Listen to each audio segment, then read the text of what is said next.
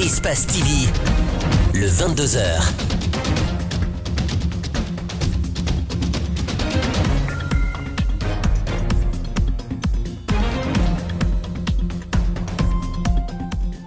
Très heureux de vous retrouver, mesdames et messieurs. Bienvenue dans le 22h. L'immunité parlementaire d'Amadou Damaro Camara ne sera pas levée, ainsi en ont décidé les députés guinéens.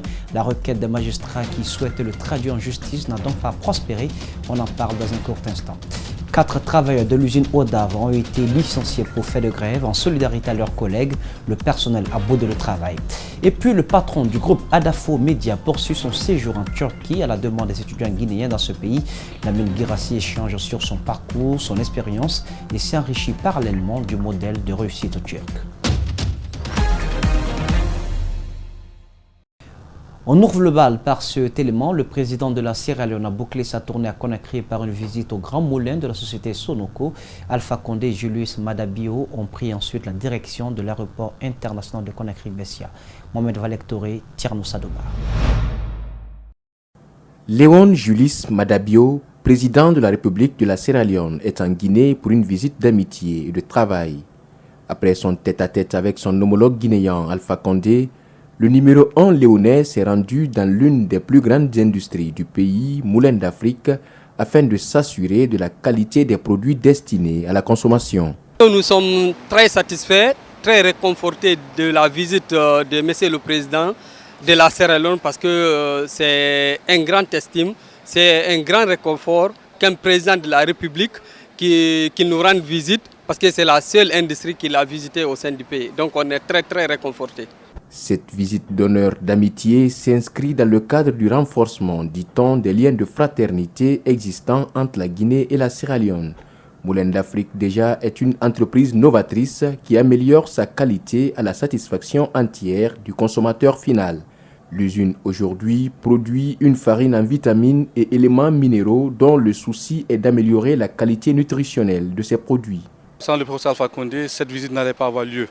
C'est le professeur qui a recommandé à son homologue de visiter des industries, plus précisément l'industrie de Moulin d'Afrique.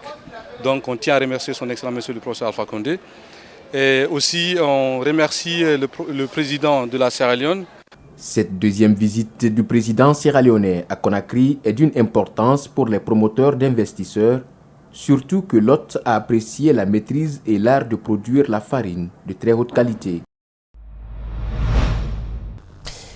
Les députés de l'Assemblée nationale ont statué sur la requête des magistrats relative à la levée de l'immunité du président du groupe parlementaire du RPG Arc-en-Ciel.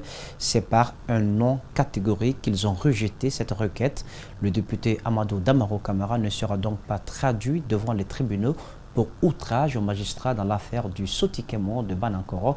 Mouvance et opposition, ne serait-ce que sur ce point, font front commun face aux magistrats. C'est un reportage signé Makiso.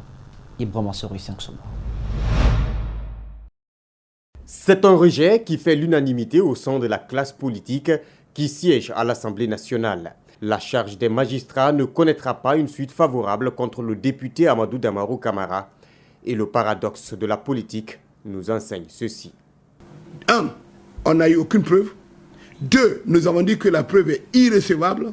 3. Nous avons mis en place une commission qui va statuer et nous allons faire une conférence de presse et nous allons communiquer pourquoi nous considérons que la preuve est irrecevable. Maintenant, les trafics d'influence en disant si on ne lève pas l'immunité de Damaro, nous allons partir en grève. Moi, je les applaudis. Allez en grève. Le président du groupe parlementaire RPG Arc-en-Ciel ne sera donc pas inquiet. Son camp brandit l'article 43 de la loi organique qui date de 2017. Selon le règlement intérieur de l'Assemblée nationale, le député, c'est tout d'abord l'élu du peuple, au nom de qui il s'exprime. C'est en substance ce qui ressort de l'entretien avec les Républicains. Nous pensons que le député, normalement, dans son rôle d'intercesseur, dans son rôle de contrôleur de l'activité du gouvernement, et dans son rôle de représentant des citoyens, ne peut pas ne pas s'exprimer au nom de ceux qui l'ont mis là, à titre représentatif, pas à titre impératif, par les canaux appropriés. C'est pour cela que vraiment la raison pour laquelle la demande a été sollicitée nous a paru impertinente. La question qui anime l'opinion, c'est de savoir qui de Damarou Kamara ou des magistrats est dans le tourbillon de la politique. Le parti Guinée pour la démocratie et l'équilibre a, au cours de son assemblée générale tenue samedi dernier, enregistré plusieurs adhésions. Le président du parti a aussi réagi sur l'actualité sociopolitique dominée par l'éventualité d'une modification de la Constitution. Selon Aboubakar Souma, le débat actuel doit s'accentuer sur la tenue des élections législatives, l'assainissement du fichier électoral et la finalisation du processus d'installation des élus locaux plutôt que de spéculer sur le troisième mandat. Le président de GDE est au micro d'Idrissa Bari et d'Ibrahima Sori Kamara. Le président de la République a le droit constitutionnel de proposer au peuple de Guinée un texte de loi, que ce soit des modifications constitutionnelles ou des révisions constitutionnelles, ou même modifier toute la Constitution. C'est la Constitution actuelle qui lui donne ce droit. Alpha Condé peut changer aujourd'hui la loi pendant qu'il a fait ses 2 mandats constitutionnels et ne plus être candidat à une nouvelle élection en Guinée. Mais s'il doit apporter sa modeste contribution au peuple de Guinée, et Alpha Condé ne peut pas changer cette constitution sans faire une déclaration officielle au peuple de Guinée, dans laquelle il donnera les raisons profondes de la volonté de changer la constitution ou de modifier des articles qui, pour lui, ne sont pas les meilleurs pour la Guinée. Il faut qu'il fasse cette déclaration. Et une commission nationale de rédaction doit être mise en place. L'Assemblée nationale doit donner son avis consultatif par rapport au référendum. Tout cela n'a jamais été le cas d'abord. Pourquoi les Guinéens se pressent?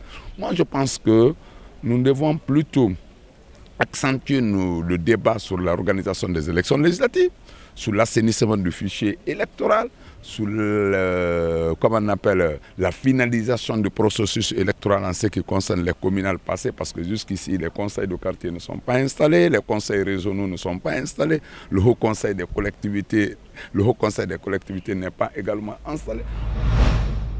Le collectif des jeunes leaders et mouvements a organisé ce week-end à Conakry une conférence débat sur le thème l'histoire politique de la République de Guinée, balkanisation à nos jours et les défis de la réconciliation.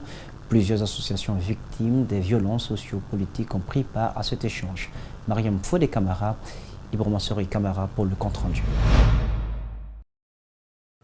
La Guinée n'a jamais connu la guerre, mais selon bon nombre d'observateurs, le peuple guinéen a bien besoin d'être réconcilié. De la Première République à nos jours, l'histoire de la Guinée a été émaillée tout de même par certains faits majeurs qui ont fragilisé le tissu social. Les plus marquants sont les tueries du Kambouaro, les massacres du 28 septembre entre autres. Faire revenir les victimes et parents des victimes aux meilleurs sentiments pour le vivre ensemble, c'est l'objectif visé par le collectif des jeunes leaders en organisant cette conférence débat.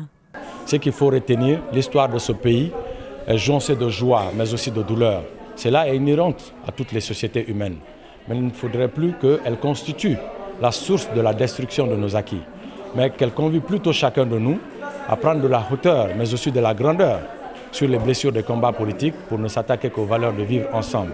C'est pourquoi, à travers ces micros, au nom de tous ceux qui ont organisé cet événement, je sollicite avec beaucoup de minutie au sens de la responsabilité dont a toujours fait montre le peuple de Guinée. Cette initiative, mettre les Guinéens autour d'un même idéal, a été saluée et encouragée par la fille du premier président de la Guinée. Aminata Touré a invité tout un chacun à se pardonner afin de vivre dans l'harmonie, gage de tout développement.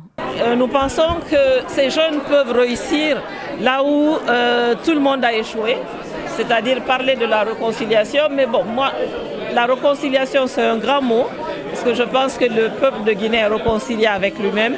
Il faut tout simplement qu'on essaie de se mettre ensemble, de discuter et d'éclairer la lanterne de la nouvelle génération et dire encore une fois que nous devons regarder dans vers un même but et regarder surtout ce qui nous unit, mais pas parler de ce qui nous désunit. Ces jeunes organisateurs comptent multiplier ces genres d'activités jusqu'à l'atteinte de leur objectif, c'est-à-dire voir les Guinéens vivre main dans la main.